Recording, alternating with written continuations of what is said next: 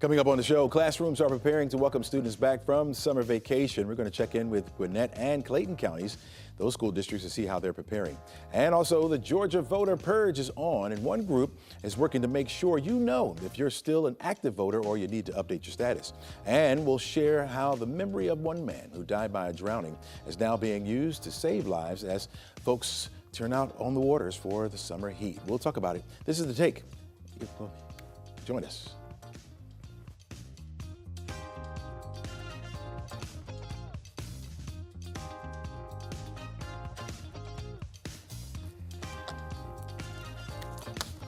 A little vacation, man. You got to get back into it, right? Hello and welcome. I'm Chesley McNeil, and this is The Take, where we go above and beyond the headlines. We look at the why and how stories are impacting you and your community. We also invite the experts in to give their take on today's top stories. Try to have a little bit of fun as well. I don't know how much fun you're going to have, folks, in this heat today. It's going to be very, very hot on the outside. In fact, we have an 11Alive weather impact alert today because of that intense heat that we're going to be experiencing. We saw it yesterday. Temperatures got up to 99 degrees.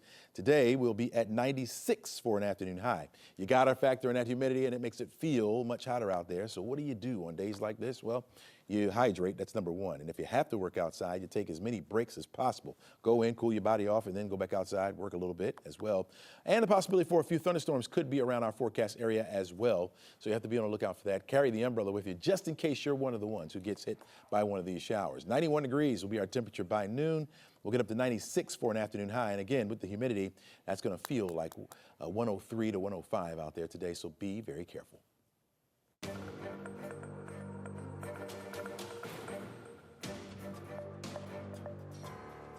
We haven't had a weekend like this in a long time. We saw shootings related to disputes over cars being booted.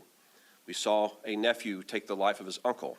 We saw individuals shot in domestic violence disputes and disputes over dating. Well, it was one of the most shocking stretches of gun violence in Atlanta for some time. 37 people shot since last Thursday. The largest scene, a mass shooting on Edgewood Avenue where 11 people were shot in the middle of the street.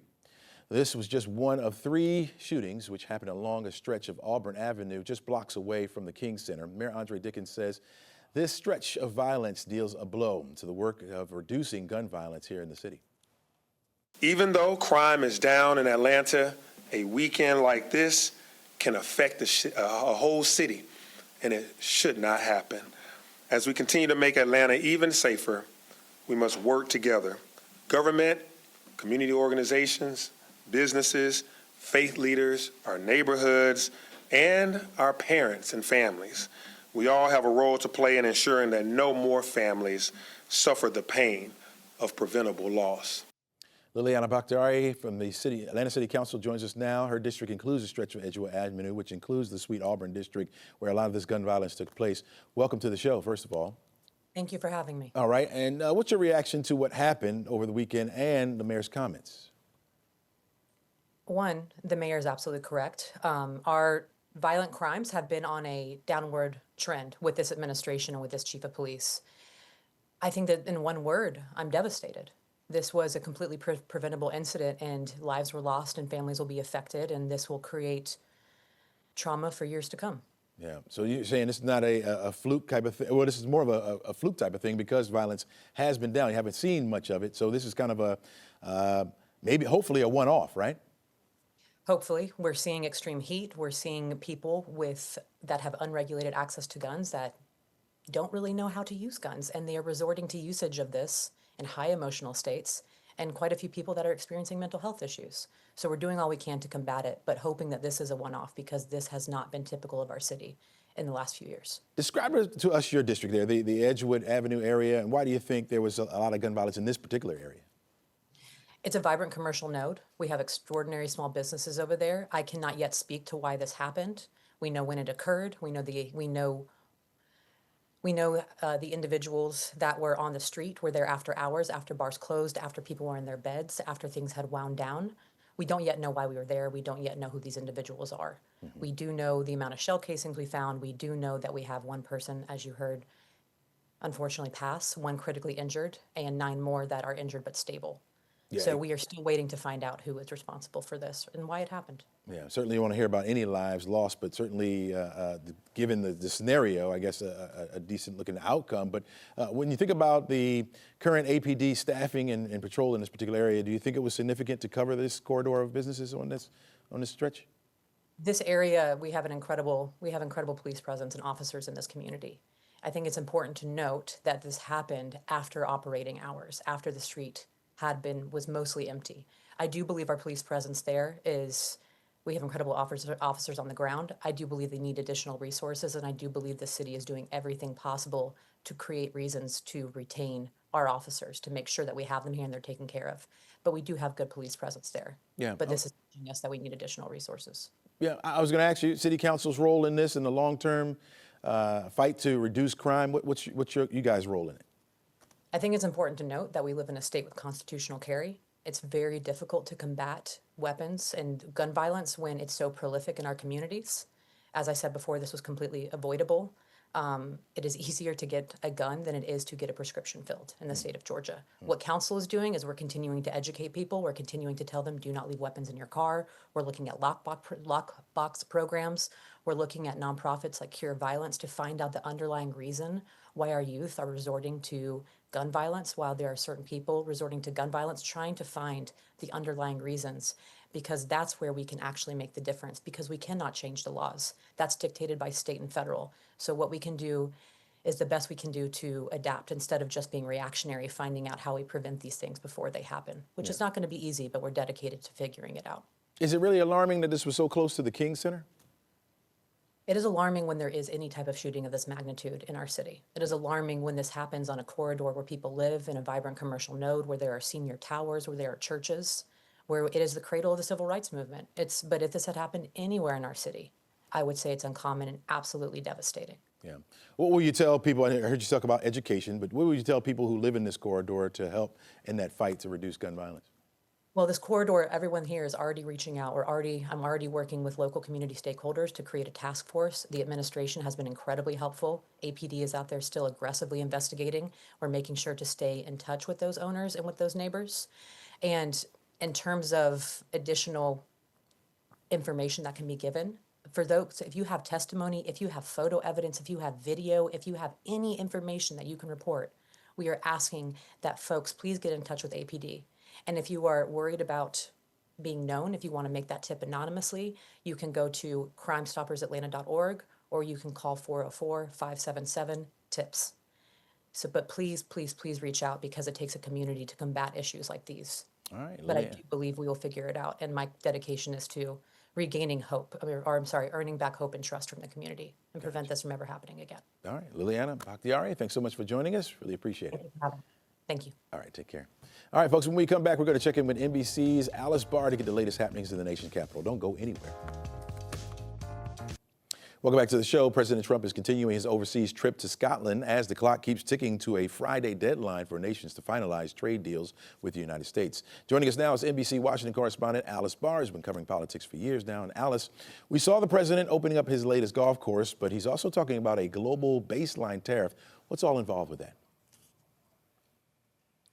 Yeah, good morning, Chesley. So he has been meeting with leaders of the UK and of the European Union and announced that new trade agreement with the EU. This is all coming ahead of a deadline this Friday when nations that have not reached their own trade deals are going to see higher tariffs come into effect. And the president said that he was going to be imposing what he called a global baseline tariff, a world tariff that he said would be somewhere in the 15 to 20% range, and that would just go out as sort of a blanket tariff for nations that have not reached an agreement. Again, the initial idea was to try to negotiate with everybody separate trade agreements, but that's not possible for the number of countries that are trade partners with the United States. So he's saying that's the approach for those that haven't inked some kind of agreement to this point. All right. Speaking of tariffs, the president also threatening new sanctions and secondary tariffs on Russia's trade partners. Talk to us about the latest frustrations that the president has with Vladimir Putin.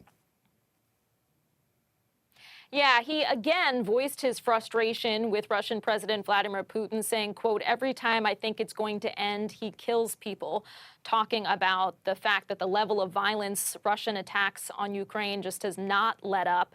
And President Trump in recent weeks has been much more vocal about his frustration, that he felt that he was going to be able to persuade Putin to end this war, and it just has not happened. So now President Trump is promising to shorten his 50-day deadline for Putin to end the war in Ukraine. That is something President Trump had set not long ago, but he said he's going to make a new deadline now of about 10 or 12 days because he said there's no reason to wait. He has not seen any kind of progress toward a ceasefire and end to the Russian attacks. If there is no ceasefire in the next 10, 12 days, President Trump is threatening new sanctions and secondary tariffs on Russia's trade partners in an effort to really choke off the Russian economy. Gotcha. Finally, President Trump is breaking with Israel's prime minister over assessment that there's no starvation in Gaza. What's the White House doing to get food and aid out to this region? Yeah, this was significant because, of course, Netanyahu and President Trump have been close allies.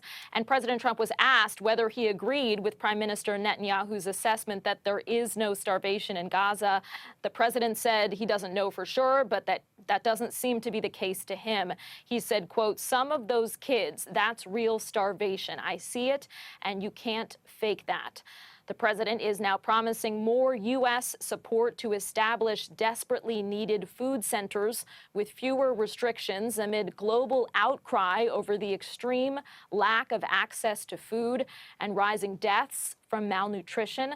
Israel did begin to allow airdrops and limited pauses in fighting for aid delivery, but humanitarian groups warn that the trickle of aid entering Gaza is not enough to stave off famine. And just today, the world's leading authority on hunger said that the worst case scenario of famine is unfolding in the Gaza Strip. We also just got word from Palestinian health authorities that they say that the total death toll in Gaza since the start of the war has now surpassed 60,000. Chesley. All right, Alice, thanks so much for joining us. Really appreciate your insight. All right, coming up on the show, we're going to talk to the superintendent of Gwinnett County Schools to get the latest as kids prepare to go back to school already. This is The Take. We'll be back right after this.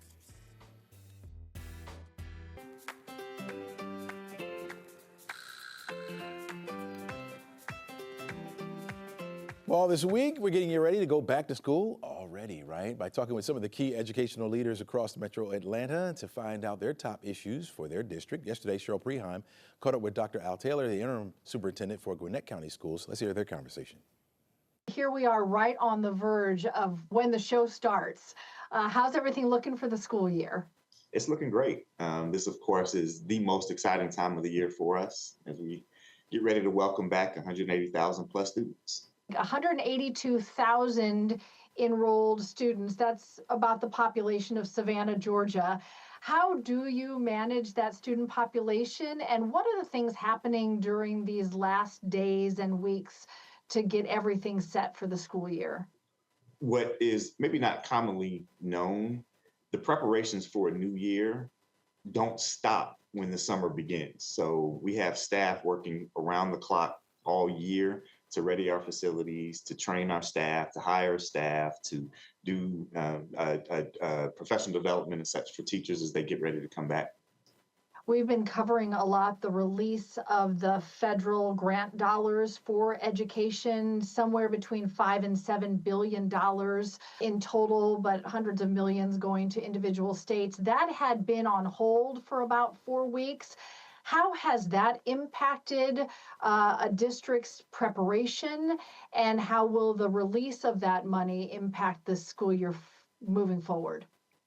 Well, I mean, I think it's no mystery that there was some impact that we felt pretty much through the entire duration of this long-standing conversation.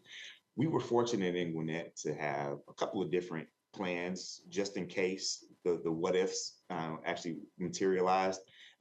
So there was not going to be an interruption to our services, fortunately. Now, with the release of funds, that does free up funding that we were maybe having to hold back just in case, that can now be used in a different way to support our students and our staff. What kind of programs are we talking about? Well, the one that is the most important was automatically released. These are the funds that go to support our highest poverty schools. So that we had those. The programs that were in jeopardy, a lot of the supplemental programs, ML supports, after school programming, and some of those necessary wraparound supports. There is a lot of uncertainty about what federal education money might be coming down the pipeline in the future or not coming down the pipeline. Is the district having to sort of make two different plans based on two different scenarios? I'd say probably more than two different plans. As we're probably plan A, B, C, and D. I think we're in good footing for the short term, but this gives us a great opportunity to kind of reevaluate where we're at and reevaluate some of our programs, and obviously those that we feel like are higher priority and will absolutely help us move the needle.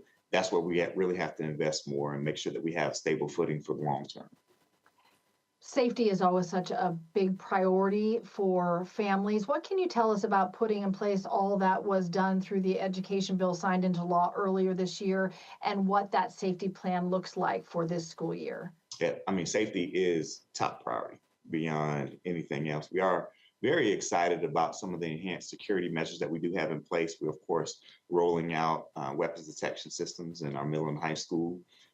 We are working feverishly to ensure that there is an SRO in place at all 142 building locations. And we have a couple of initiatives in place in the interim until we're able to accomplish that mission. But yes, there's nothing that comes before safety. And that's really absolutely where we've made the biggest investment. What, if any, feedback have you gotten from parents and students about the metal detection system and the plans to expand the SROs? I think naturally, it was kind of mixed emotions initially. There is this balancing act of creating a safe environment, but not creating a prison-like environment. The tragedy, of course, that we all experienced right down the road at Appalachia High School, I think shifted perspective on the necessity of weapons detections as society changes and as the demands and challenges that we experience in everyday life change. We start to become a little bit more accustomed and expecting levels of security that are enhanced. What message would you like to send to the thousands of students that are about ready to walk in the doors? Well, we are so excited to have the 180,000 plus enter our classrooms on August 4th. We have dedicated all summer to preparing for their arrival. We hope that they find environments that are warm, welcoming, and highly engaging, and we are looking forward to having a great year. All right, thanks, Cheryl, for that. Coming up a little bit later on the show, we're going to catch up with the superintendent of Clayton County Public Schools to hear about the challenges they face as they're getting ready for the upcoming school year. Don't go anywhere, folks. Plenty more stories for you coming up. This is The Take on 11Alive Plus and the ATL. We're back right after this. Well, welcome back to the show. First, we didn't really need to carry cash, right? And for better or for worse, now we're at a point where we don't need a credit card or a debit card. Let's bring in consumer expert and friend of the show, Morgan Ward. Welcome back. Thank you. All right. You need to break down for us this paying without a card, and is it making us buy more stuff? It's definitely making us buy more stuff. So about 80% of consumers now use these different contactless payments, so Apple Pay or one-click payment. And what it does is it essentially removes the friction and the pain of payment. And some research has found that people are more likely to purchase more stuff because it's almost like we didn't pay for anything at all. So about 23% more per transaction when you're using a clickless or easy kind of payment where you don't actually transact with cash. Okay. Do you think we're becoming a completely cashless society? We're on our way to that? I think we're getting close to it, right? I think that getting rid of coins and, cash itself is probably in the future. And that as that starts to occur, we're probably going to be spending more because it's just so easy to spend when there's no money involved. Oh, of course. Well, when it's my money. Talk to us about this consumer phenomenon called "Why Not Me" economy. Is this simply just keeping up with the Joneses, you think? Yeah, as we're watching more and more online content, especially through social media, what we tend to do is compare ourselves to our friends, and influencers people that we aspire to be, and we see what they're buying. And what ends up happening pretty intuitively is we want the same stuff, not because we need the same stuff, but because we want to feel included or we want to feel like the people that we aspire to be. So that is the why not me economy at work. So they have it. Why not me, right? Why not me? Right. I want that boat, that yacht. Why not me? Of course. Is there a healthier way for people to participate in these online trends without falling into overconsumption? Yeah, we have to remember that a lot of these things are either, now we have access to AI, people rent products and use them. We can create the image of having something, but not actually having it. So remembering that a lot of times the people we are watching don't even own the things that they look like they might own or use. So sort of separating your everyday reel from their highlight reel really helps. Yeah. Finally, can a heartfelt online review really impact how others will spend and shop?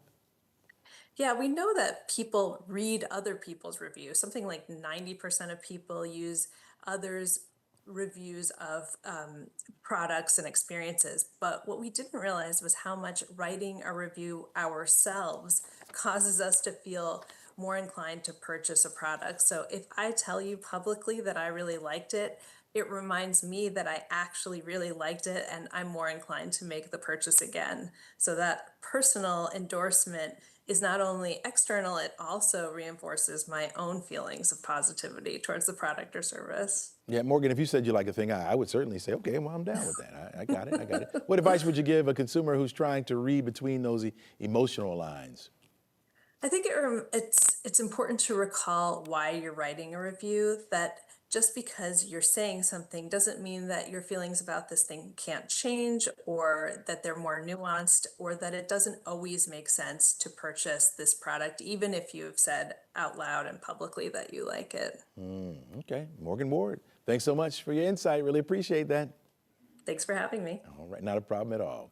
All right, folks, we're going to talk about voter roll purging coming up, and one organization trying to make sure it's done right and make sure that you're safe. We'll talk to them coming up. All right, welcome back to the show. This morning, Secretary of State Brad Raffensperger's office announced that it had wrapped up part of its audit to clean up voter rolls in the state of Georgia. Now, it's more than 218,000 people were sent mailers from his office.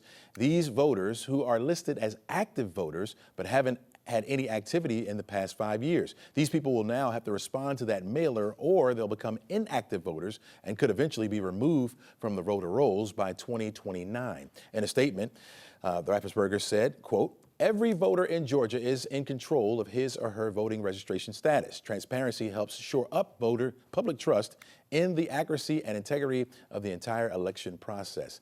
This comes as one organization is opposed to that purge and is offering folks a way to see whether or not they're on the Secretary's list, all right? And so here with the Fair Fight Action is CEO Lauren Grow-Wargo.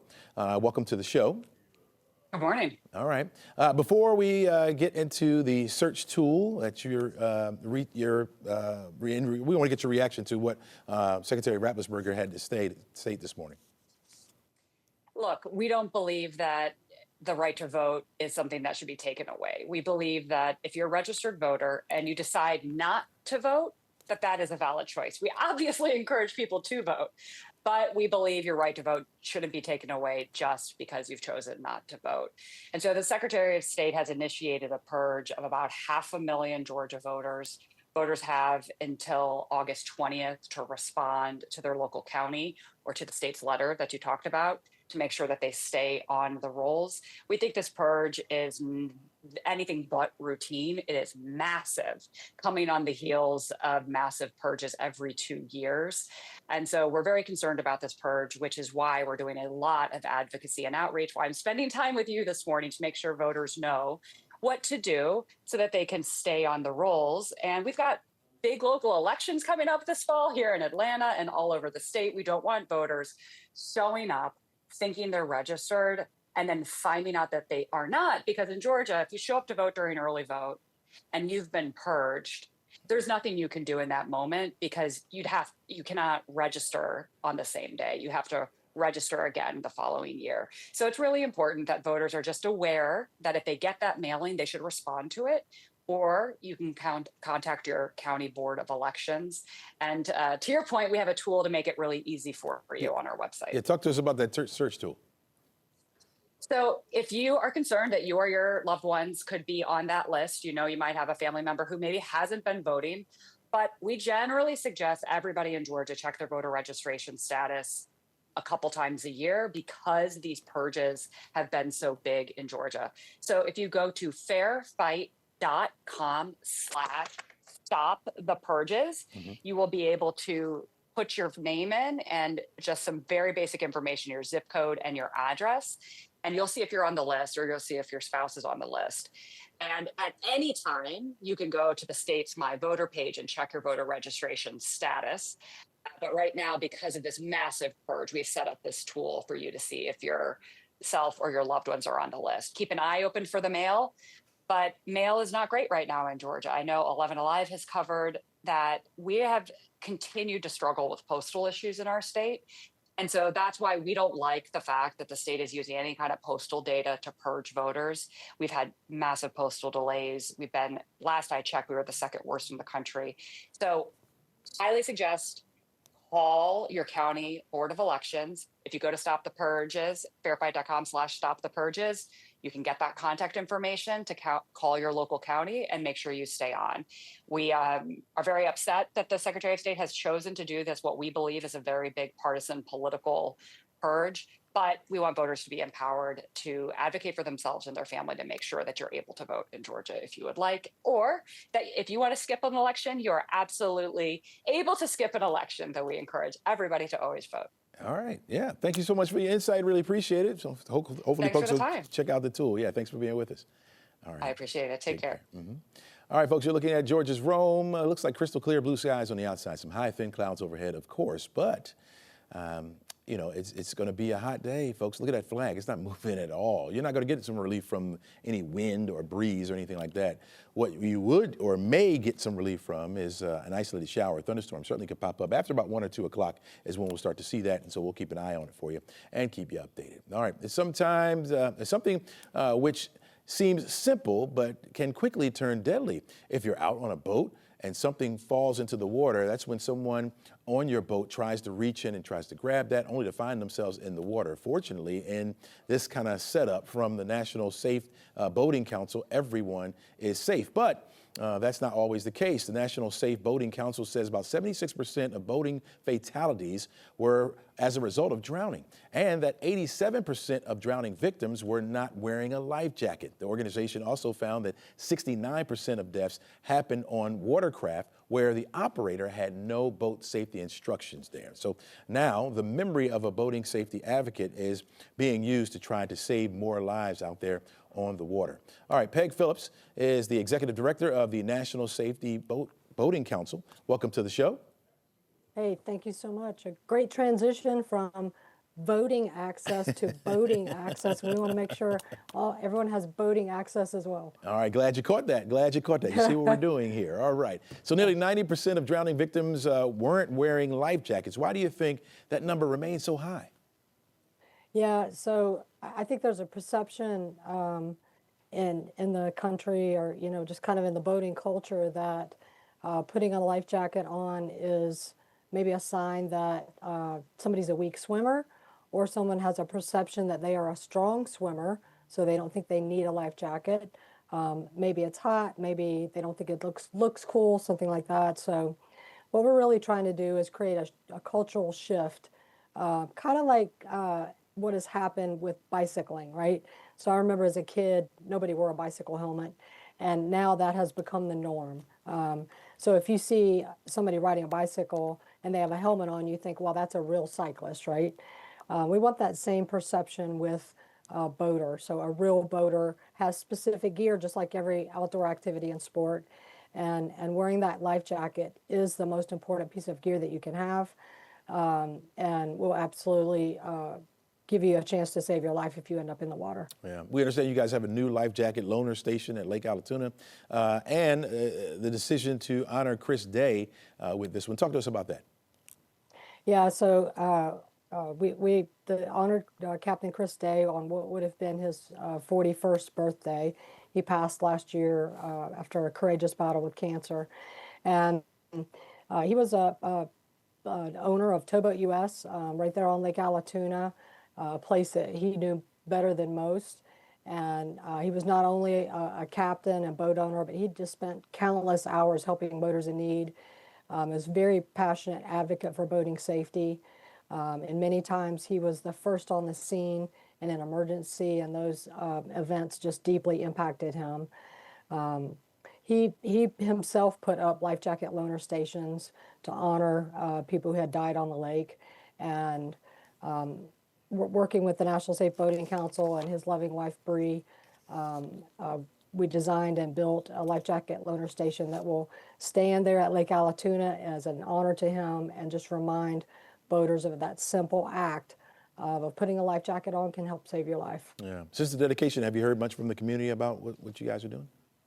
Oh, yeah. I mean, at the dedication, it was very hot this weekend, but at the dedication, we had about 75 people come out from the community, even in that heat. And 3 television stations have picked it up, been on radio. So just, a lot of feedback from the community and chatter on social media.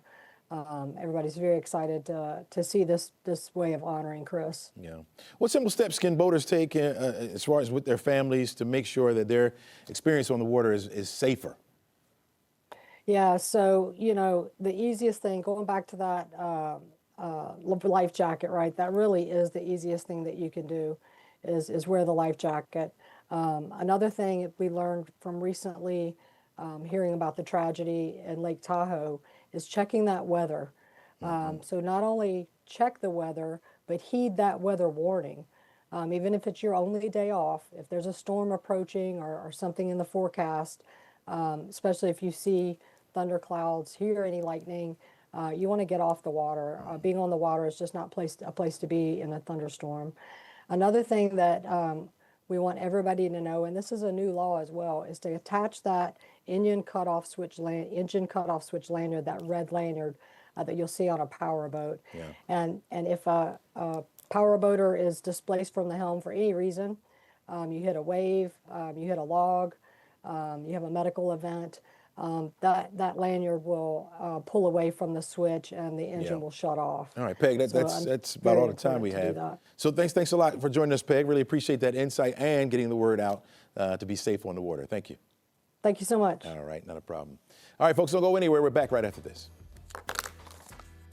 Welcome back to the show. Atlanta-based Home Depot is joining Walmart and Lowe's in tightening up their appliance return policies. CNN's Maribel Aber joins us now from the NASDAQ market site in New York. Good morning to you, Maribel. Got to ask you, shoppers will find it far less time that they have to bring back that fridge or washer before the window closes on them, right?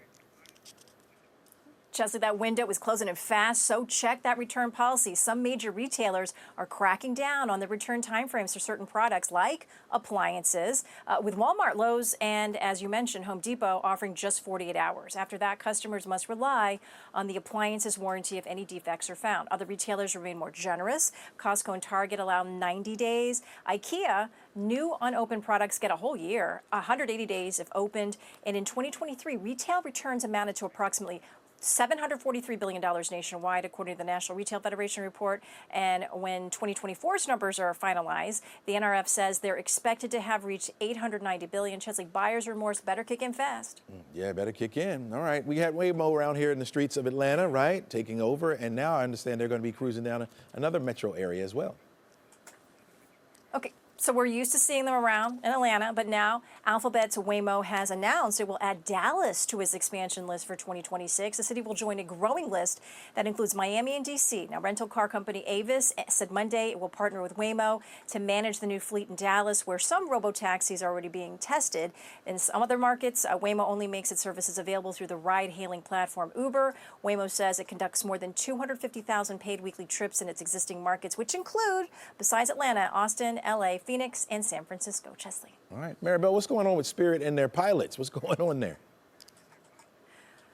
Okay, this might be disconcerting news for passengers who already are dealing with shrinking flight options. The cash-strapped budget carrier says it will furlough about 270 pilots and downgrade another 140 from captain status starting in October. In a company email to Reuters, Spirit execs say the staffing changes were necessary to match its downsized flight schedule. The Florida-based carrier emerged from bankruptcy protection in March after years of losses, heavy debt, and failed merger attempts. Chesley, it's been working to shake off its no-frills image and rebrand as a premium carrier. Maribel, you may not know this, but Chipotle is one of my favorite spots for a quick bite. I understand that they're doing something different when it comes to hiring. Okay, Chesley, Chipotle already uses robots to help make its chips and prep avocados for guacamole. Did you know? No. Now the casual restaurant chain says it will use its existing AI platform created by the AI HR firm Paradox to more efficiently screen job candidates. So the interactive technology, it can collects pertinent information, it asks relevant questions, and it schedules interviews with human managers. The CEO credits the AI approach with reducing hiring time by 75% over traditional methods. Chipotle estimates it will make between 9,000 and 10,000 new hires each year, and Paradox AI technology is used by roughly 1,000 companies to recruit and hire new workers, including 11, General Motors, Nestle, Marriott International, and Lowe's. You know, Chesley, they've got a robot for the chips, a bot for the chats. It's not just fast casual dining, it's fast hiring. And listen, they really deal with having to attract and retain strong talent. So that comes from what? Finding and keeping the right people with attractive benefits. That's absolutely right. Give me some benefits, right, Chesley? Give me some bonuses, promotions. I'm not trying to see a robot, frying up the chicken and the steak. I'm not trying to see that, at least. Thanks a lot, Maribel. Really Give me a person. That's right. That's right. Hey, turn that over. It's burning. It's burning, All right, thanks a lot. Clayton County School District will soon be back in school. We're going to talk with the superintendent coming up. Stay with us.